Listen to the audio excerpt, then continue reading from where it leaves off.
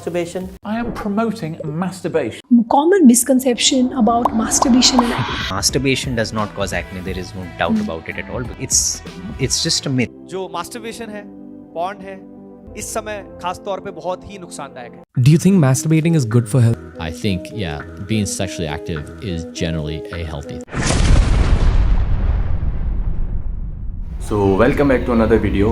आज हम ऐसे टॉपिक के बारे में बात करने वाले हैं जिसके बारे में जानता हर कोई है, इवन प्राइवेटली करता भी है, पर इसके बारे में या इससे होने वाली प्रॉब्लम के बारे में कभी बात नहीं करता. तो आज हम बात करने वाले हैं मास्टरबेशन और मास्टरबेशन एडिक्शन की.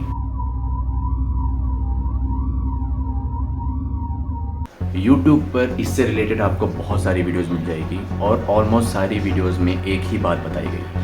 तो आज मैं इससे रिलेटेड हर एक चीज़ के बारे में बात करूँगा और हमारे वेद इसके बारे में क्या बताते हैं वो भी, और सबसे मेन थिंग इसको ओवरकम कैसे करें. So let's get start from this श्लोक ऑफ भगवद गीता. इंद्रियाणि पराण्याहुः इंद्रियेभ्यः परं मनः मनसस्तु परा बुद्धिः यो बुद्धेः परतस्तु सः. हे पार्थ, जड़ पदार्थ से इंद्रियां श्रेष्ठ है और इंद्रियों से श्रेष्ठ है मन. मन से श्रेष्ठतर है बुद्धि और बुद्धि से भी श्रेष्ठ है आत्मा. इंद्रियां शरीर से श्रेष्ठ है, मन इंद्रियां से श्रेष्ठ है, बुद्धि मन से श्रेष्ठ है और आत्मा बुद्धि से श्रेष्ठ है. तो सबसे पहले बात करते हैं व्हाट इज मास्टरबेशन. तो मास्टरबेशन एक नेचुरल बायोलॉजिकल एक्टिविटी है जिसमें हम अपने सेक्सुअल अराउजल को खुद सेटिस्फाई करते हैं. इंडिया में इसे लेकर शर्म और गिल्ट बहुत है, but the reality is it's neither sin nor disease, it just a part of our human biology. ऋषि मुनि भी तपस्या से अपने इंद्रियों पर विजय पाते थे, यानी कि समझ और self control is better than the separation. तो यही एक रीज़न है कि टीनेजर्स अपनी नासमझ और नो सेल्फ कंट्रोल के कारण इसमें फंस जाते हैं और एडिक्ट हो जाते हैं. तो अब बात करते हैं कि मास्टरबेशन एडिक्टेड कौन होता है. जो लोग इस एक्टिविटी को डेली 3 से 4 बार करते हैं, अपने वर्क और स्टडी को स्किप करते हैं और हमेशा अपनी फीलिंग को अराउज करते रहते हैं by watching porn. But at the end guilt feel भी होता है, पर सेल्फ कंट्रोल की कमी होने से इस एडिक्शन जोन में फंसे रहते हैं. आज के टाइम मोस्टली पीपल इस चीज़ से एडिक्टेड हैं और इस पर ओवरकम भी करना चाहते हैं, पर कुछ टेम्पररी फन के कारण इस पर ओवरकम नहीं कर पाते हैं. और वो सो कॉल्ड टेम्पररी फन तब जनरेट होता है जब हमारा ब्रेन ये 3 हार्मोन्स रिलीज करता है. फर्स्ट वन इज़ डोपामाइन, जो आपकी फीलिंग्स को प्लेजर और सेटिस्फाई करता है. सेकंड, ऑक्सीटोसिन, जो लव हार्मोन के नाम से भी फेमस है, और ये हार्मोन हमारी सोशल बॉन्डिंग और रिलैक्सेशन में बहुत क्रूशल रोल प्ले करता है. And third one is endorphin, act as a natural pain killer and mood booster. तो ये ब्रेन केमिकल्स आपको कुछ टाइम के लिए रिलैक्स, स्ट्रेस फ्री और स्लीपी बनाते हैं. वट इफ़ अगर ये रोज़ और बार बार होने लगे तो आपका डोपामाइन क्रैश हो जाएगा, मोटिवेशन लो हो जाएगी, पॉर्न पर ज़्यादा डिपेंड होने लगोगे और ब्रेन कम्प्लीटली फॉग हो जाएगा. तो यहाँ पर यजुर्वेद का एक श्लोक याद आया है, तेन त्यागतेन भुंजिता. It means true joy comes from balance and restraint.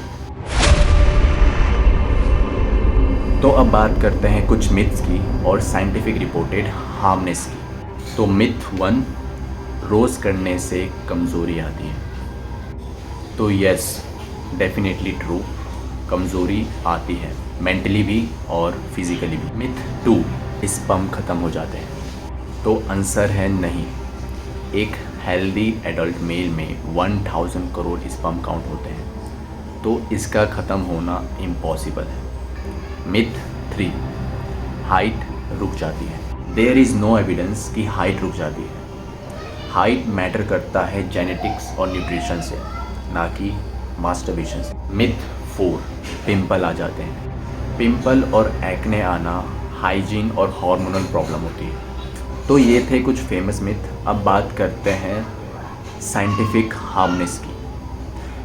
वो हार्मनेस जो साइंटिफिकली रिपोर्टेड है, जिसमें सबसे पहले आता है dopamine tolerance, real life intimacy problem, erectile dysfunction और सोशल विड्रॉल। तो इसीलिए मनुस्मृति में एक श्लोक है, that is ब्रह्मचार्य is the foundation of knowledge and true power comes when you rule your senses, not the other way around.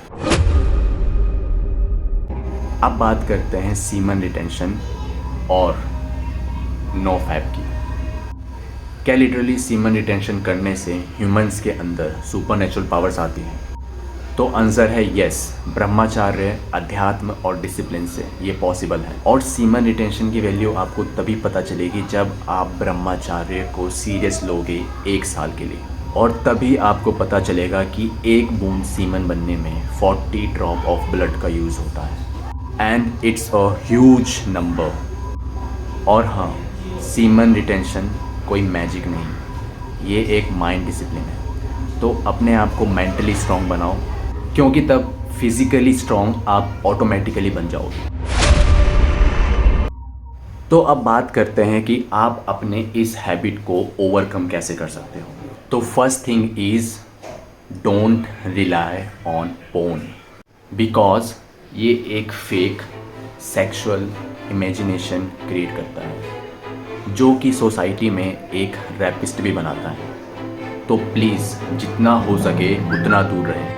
And second, take cold shower daily, because cold shower आपका testo level boost करता है और ये आपको brain से सोचने पर मजबूर करता है, फीलिंग से नहीं।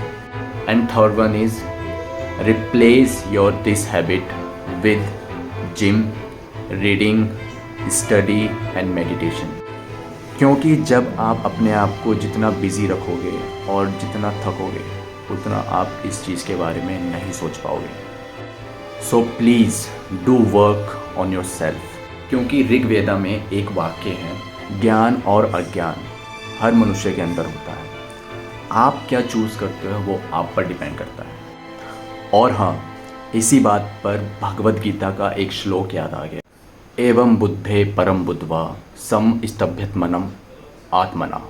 It means let your higher self control your lower urge. तो अगर इस वीडियो ने आपको अवेयरनेस दी हो तो वीडियो को लाइक। तो आप भी अगर मेंटली फिट और अपने बैड हैबिट्स पर ओवरकम करना चाहते हैं तो चैनल को सब्सक्राइब करिए। इससे मेरी हर वीडियो का नोटिफिकेशन आप पर जल्द से जल्द पहुंचेगा।